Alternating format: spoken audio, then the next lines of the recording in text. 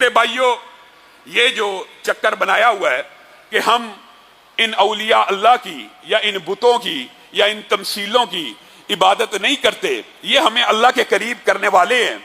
آپ سورۃ زمر آج کھولیے، کھلے دل سے آج کھولیے سورۃ زمر، آیت نمبر 3 پہ پہنچیے، اس کا ترجمہ کسی کا بھی اٹھا کے پڑھ لیجئے، کسی کا بھی۔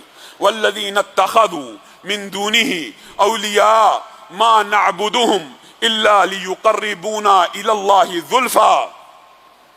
جو کوئی بھی قیامت تک شرک کرے گا، جو کوئی بھی قیامت تک اس عمل میں شرک کرے گا، دعا کے عمل میں یا عبادت کے عمل میں شرک کرے گا، والذین اتخذوا من دونہ اولیاء، اللہ کے علاوہ جو کسی کو ولی پکڑے گا، قیامت تک اللہ نے دلیل بھی بیان کر دی، پھر بھی ہماری عقل کے اوپر پردہ ہے، اللہ بیان کر رہا ہے، وہ کہے گا ما نعبدہم الا لیقربونا الی اللہ زلفا۔ ہم ان کی پوجا نہیں کرتے، ہم ان بتوں کی پوجا نہیں کرتے، ہم ان نیک لوگوں کی عبادت نہیں کرتے، ہم ان مزارات پہ سجدے رکوع نہیں کرتے۔ یہ ہمارے اللہ کے ہمیں قریب کرنے والے ذریعے اور وسیلے ہیں۔ اللہ رب العزت کہتا ہے وَإِذَا سَأَلَكَ عِبَادِي عَنِّي فَإِنِّي قَرِيب، جب میرے بندے میرے بارے میں پوچھے ان کو کہہ دو میں قریب ہوں۔ آج کا مولوی کہتا ہے نہیں اللہ بڑا دور ہے، اللہ کہتا ہے میں قریب ہوں، نہیں تو بڑا دور ہے، اللہ کہتا ہے میں قریب ہوں، نہیں تجھے سیڑھی واسطہ وسیلہ ذریعہ طریقہ ہر چیز چاہیے تیرے تک پہنچنے کے لیے، اللہ کہہ رہا ہے نہیں میں قریب ہوں۔ آپ اور میں یہ سمجھتے ہیں نہیں بڑا دور ہے، یہ آپ کو کسی نے مغالطہ ڈالا ہوا ہے، یہ آپ کی عقل کے اوپر کسی نے ڈاکہ ڈالا ہوا ہے۔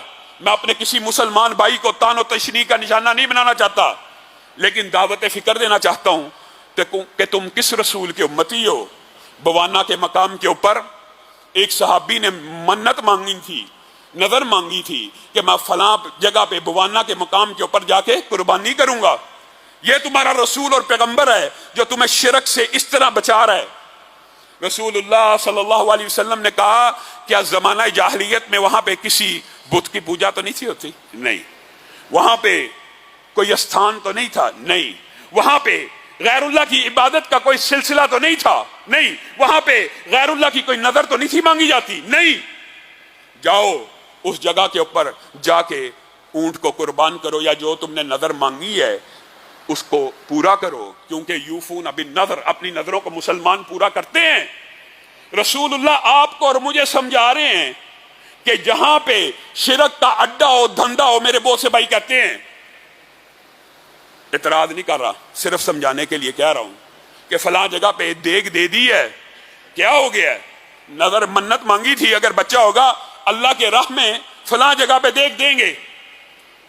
اللہ کا یہ شکر ہے اب لوگوں میں یہ اویئرنیس کچھ نہ کچھ آ گئی ہے کہ اللہ کی راہ میں دیں گے۔ یہاں پہ ہمارے آپ کو پتہ ہے، بات آئی ہے ضمنی طور پہ، 11ویں شریف کا آپ کو علم ہی ہے، ہمارے جتنے گوالے ہیں وہ سب دودھ دیتے ہیں۔ گجر برادری کے جتنے لوگ ہوتے ہیں وہ 11 تاریخ کو آپ کے گھروں میں دودھ نہیں بھیجتے، کیوں؟ ان کو کہتے ہیں ہم نے پیر عبد القادر جیلانی کے نام پہ یہ دودھ دینا ہے۔ اللہ کا شکر ہے اب یہ اویئرنیس آ گئی ہے کہ ان کو ہم یہ سمجھاتے ہیں یار کم از کم اتنا کر لو کہ ان کی طرف سے دے دو اللہ کے نام پر، تم ان کے نام پہ دیتے ہو۔ میرے بھائیو، نظر بھی عبادت کی ایک قسم ہے جو غیر اللہ کے ساتھ نہیں بجا لائی جا سکتی، تم غیر اللہ کے نام پہ دیتے ہو۔ اللہ کا یہ شکر ہے کہ اب لوگ ہم سے یہ بات کہتے ہیں ہم دیگ دیتے ہیں اللہ کے نام کی، لیکن دیتے فلاں دربار پہ ہیں۔ تو ہم ان کے سامنے یہ حدیث رکھتے ہیں کہ نبی کریم نے بوانا کے مقام کے اوپر پہلے تفتیش کی تھی، جس جگہ دے رہے ہو کیا وہاں پہ کبھی سجدہ ہوا ہے؟ وہاں پہ اگر رکوع ہوا ہے تو وہاں پہ دینا جائز نہیں ہے۔ اللہ کے نام پہ دو، اپنے گھر کے باہر بانٹ دو، اللہ کے نام پہ جو مرضی کرو۔ آج میں اپنے گجر بھائیوں کو بھی کہنا چاہتا ہوں، خدا کا واسطہ پیر عبد القادر جیلانی کی طرف سے ہی دے دو، ان کے نام پہ مت دو۔ یہ نظر بھی ایک عبادت کی قسم ہے جو اللہ کے لیے خاص ہونی چاہیے، اور یہ بات میں اپنی طرف سے بھی نہیں کہہ رہا۔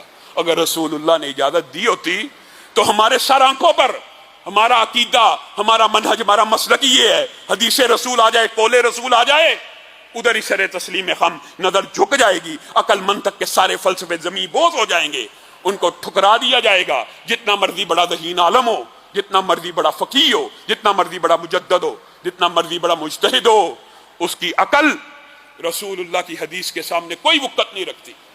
یہی ہمارا عقیدہ ہے, یہی ہمارا منہج ہے, یہی ہمارا مسلک ہے. میرے بھائیوں غور کرو, امام احمد نے کتاب زہد میں اس حدیث کو لائے اور ابو نعیم بھی لے کے آئے, اور سلمان فارسی سے موقوفاً بھی ثابت ہے.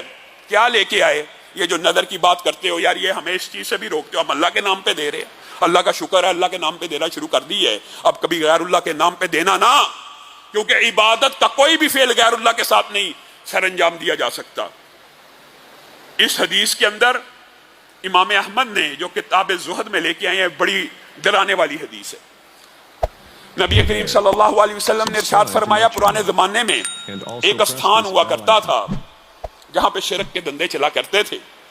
وہاں سے ایک آدمی کا گزر ہوا, اس کے مجاوروں نے اس کو کہا یہاں سے جو بھی گزرتا ہے اس جگہ کے اوپر, اس بندے کے نام کے اوپر, اس استھان کے نام کے اوپر, اس بت کے نام کے اوپر جو بھی گزرے گا وہ قربانی کر کے جاتا ہے. کہا میرے پاس قربانی کے لیے کچھ بھی نہیں ہے. کہا یہ نہیں ہو سکتا, پھر تو گزر جائے, ایک مکھی کو پکڑ لا, مکھی کو اس استھان کے اوپر, اس غیر اللہ کے نام کے اوپر قربان کر, تب گزر سکتا ہے. اس نے کہا مکھی کی کیا حیثیت ہے, کیا اوقات ہے. مکھی کو پکڑا, وہاں پہ قربان کیا اور چل دیا. دوسرا بندہ آیا, اس کو بھی یہی کہا گیا یہاں سے جو بھی گزرتا ہے کوئی نہ کوئی نظر چڑھاوا چڑھا کے جاتا ہے, اس کے بغیر نہیں گزر سکتا. میرے پاس کوئی چیز نہیں ہے, مکھی کو پکڑ لے. ابھی پیچھے بندہ گزرا تھا, اس نے مکھی قربان کی ہے, مکھی کو بندہ بول اٹھا, مکھی کو, مکھی اللہ کی مخلوق ہے, اس کے بھی اڑنے والے پر ہیں, اس کا بھی کوئی دل ہوگا, اس کا بھی کوئی سسٹم ہوگا, وہ بھی سانس لیتی ہے, وہ بھی خوراک کھاتی ہے. اللہ کی مخلوق, اللہ کی مخلوق کے آستانے پہ قربان نہیں ہو سکتی. میں مکھی کو بھی اس غیر اللہ کے آستانے پہ قربان نہیں کروں گا. ان مجاوروں کو غصہ آیا, انہوں نے اسے قتل کر دیا. نبی کریم صلی اللہ علیہ وسلم نے فرمایا کل قیامت کا دن ہوگا, وہ ایک مکھی کو غیر اللہ کے نام پہ قربان کرنے والا, قیامت قائم ہو جائے گی, ہزاروں برس گزر جائیں گے, کبھی بھی جہنم سے نہیں نکلے گا. اور یہ جس نے مکھی کو کاٹنے سے انکار کیا کہ مکھی بھی اللہ کی ایک مخلوق ہے, اور مخلوق کے آستانے پہ کبھی قربان نہیں کی جا سکتی, یہ بندہ قیامت کا دن ہوگا سب سے پہلے جنت میں داخل ہو رہا ہوگا.